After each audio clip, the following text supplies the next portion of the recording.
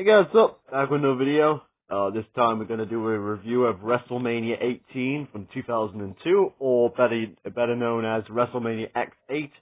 So let's get this underway, shall we? We have the poster right there. We have the DVD version right there. So let's get this underway, shall we? First off, we kicked off the show with Rob Van Dam taking on William Regal for the Intercontinental Championship. This was a pretty fine opener.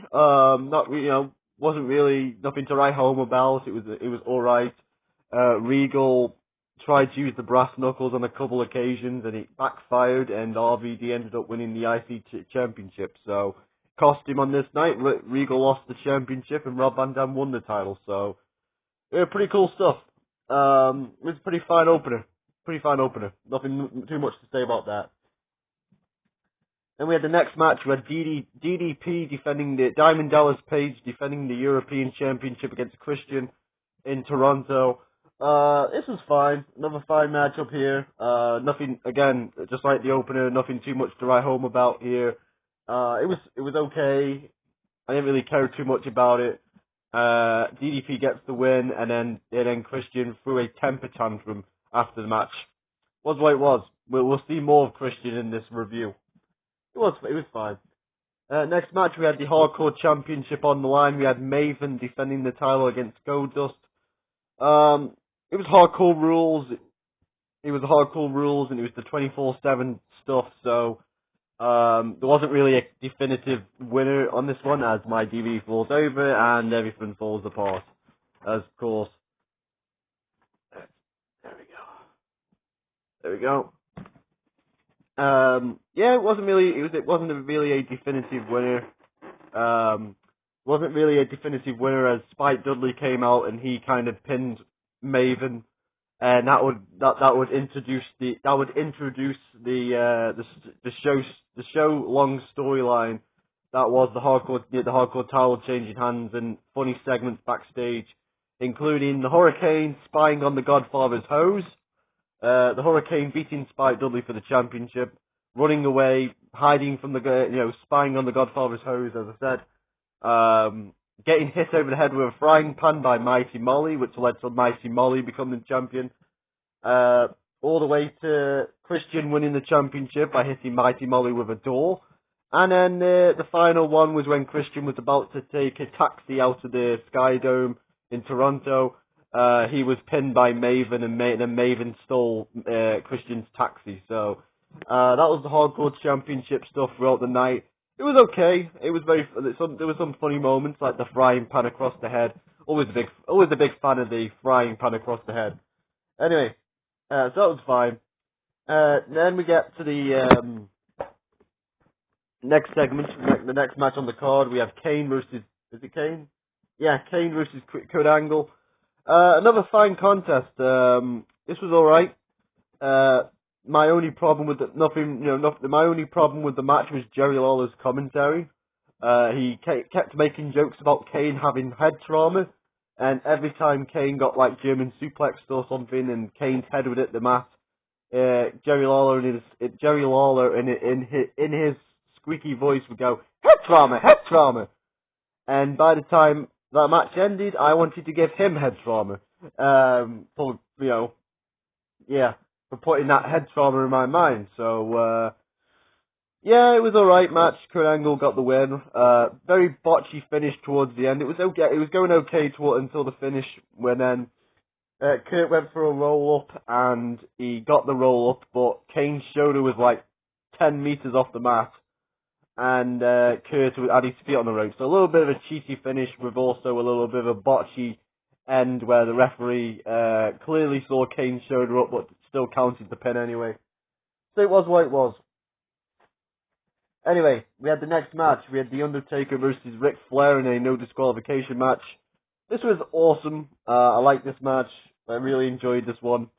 Undertaker made it personal with Ric Flair winning the match by beating up his best friend Arn Anderson and his son David Flair. So Ric Flair, it was a very personal rivalry, and this is exactly what it needed to be. No disqualification match, and it lived up to the hype. Ric Flair bled. as Ric Flair normally would. If he just sneezes, he'd bleed. And also, just like Backlash 2004, Ric Flair was wearing red trunks, so you know who was going to lose. So, yeah. And Ric Flair lost as one. He put up a good fight, did the old dog, but Ric Flair he went down to the big dog, not Roman Reigns, Jesus Christ. He went down to the original big dog, The Undertaker, and Undertaker goes 10-0, and it was a pretty good match. It was exactly what it needed to be, a vicious, brutal, no disqualification match for this personal rivalry, if I can get my words correctly. So anyway, that was pretty fine, pretty good stuff. Then we had the next match. We had Booker T versus Edge. A nice homecoming for Edge. This was his This was in the SkyDome in Toronto, Canada, and apparently Edge was in the audience for WrestleMania 6 when Hogan fought Ultimate Warrior. Edge was in the audience, and so here we are, WrestleMania 18, and Edge in the same venue, getting to compete in a match against Booker T. It was alright. Nothing really too much to it. It was a kind of a silly way to set up the match where apparently Booker T and Edge were having a feud over a Japanese hair shampoo commercial, which Edge ended up besting Booker to get. And not only did he best him in the shampoo commercial, he bested him on this match too, because Edge would get the win here. It was alright. It was an alright match. Nothing really too much to it. Even though the fun part about it was Edge and Booker T having a spinneroonie. They're both doing a spinneroonie, and I got to see Edge do a spinneroonie, so what else can you want in life, right? And yeah, Edge got the win, and got his big hometown win, so big pops for Edge. Nothing really much to it. Nothing really much to it, apart from the spinneroonie and the fact that they were fighting over a hair shampoo commercial. Yeah, Edge got the win. Fine, that was fine. Next match, we had Stone Cold Steve Austin versus Scott Hall. Again, this is okay, an okay match. I wasn't really feeling this one. Kevin Nash kept getting involved. Stone Cold against Scott Hall felt more like a Raw match or a SmackDown match rather than a WrestleMania match. I understand the circumstances behind it, but still, didn't really, I felt like he could have done more, something bigger with Stone Cold Steve Austin. No disrespect for Scott Hall. But yeah, it just didn't do it for me, this match didn't.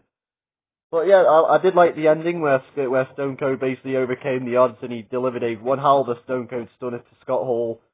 Praise to Scott Hall, he did a really good job on that Stone Cold Stunner, really good job. But yeah, Stone Cold gets the win and overcomes the odds, making NWO 0-1 for the night. Anyway, next match, we have the tag team titles on the line. We had Billy and Chuck defending the tag titles against the Dudley Boys versus the Hardy Boys versus the APA in a elimination 4-way for the tag team titles. This didn't really do anything for me. It was kind of a nothing match for me. I liked the exchange between the Hardys and the Dudleys in the middle part of the match, but apart from that, really didn't do anything for me. And Chuck and Billy get the win, so really didn't do anything for me. This match didn't. Next match, we had Hulk. This one did do something for me because it was like the most advertised match on WrestleMania, the match that everyone was looking forward to.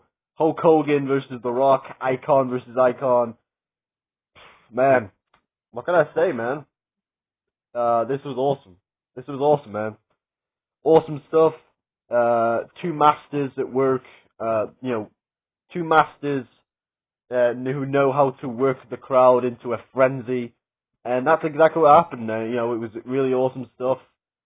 It was I would describe it as a fine match that was made legendary by the crowd. And Hulk Hogan and The Rock milked that crowd for all it's worth. They squeezed as much as they could out of that crowd. And, all credit to them. It was really good stuff. And I just sat back at the end of it, and at the end of that match, and just had a smile on my face, because it was just like, man, that was pretty cool. That's good stuff. Nothing bad to say about this one. Really good stuff. And then, of course, The Rock gets the win with the right result. And then Hogan, after the match, turns babyface. Hogan turns babyface after the match, and him and Rock celebrate. Pretty good stuff. After watching this and then the main event, I feel like, I'm not going to say like it should have been the main event or anything, but it would have. I kind of go back and forth with the argument about should have this been the main event or should the championship match be the main event. I can understand both sides, but that's it. But from a fan's perspective, I really think this I think this event would have benefited more from this being the main event rather than the actual main event, which was Triple H versus Jericho, which we'll get to in a minute. So yeah, pretty cool stuff. Tell me below in the comments, what do you think? Do you think this should have been the main event over Jericho and Triple H? Tell me below if you are bothered, really that bothered about it. Anyway, next match we had Jazz versus Trish Stratus versus Lita in a triple threat match for the Women's Championship. They tried, they really tried, but I had a hard time getting into this match.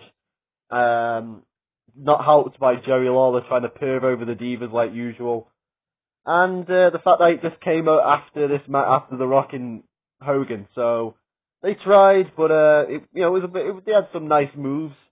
Jazz, the finishing move where Jazz did a fisherman buster off the top rope on Lita was pretty good, but apart from that, wasn't really that memorable. I'll probably forget about it tomorrow.